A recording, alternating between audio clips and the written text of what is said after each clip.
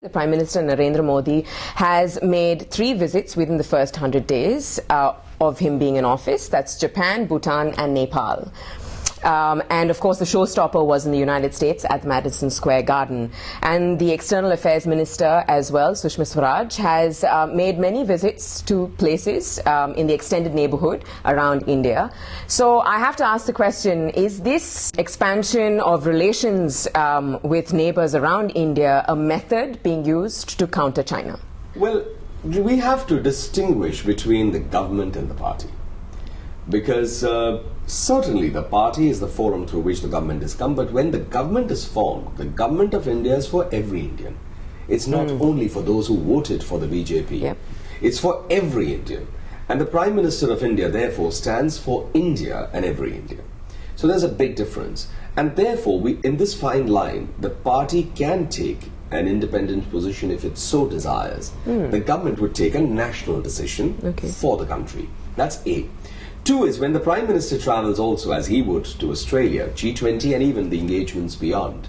He's coming as the Prime Minister of India. When he engages politically, like during elections, or if he's addressing, I think he wears both the hats, because he's also then the tallest leader of the BJP in terms of the one who's now the Prime Minister of India, after being the Prime Ministerial candidate.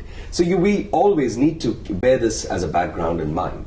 Which China, this comes up probably because it's a while our President of India visited Vietnam, and the Vietnamese Prime Minister was in India just very, very recently, as was the Australian Prime Minister in September on the 4th and the 5th.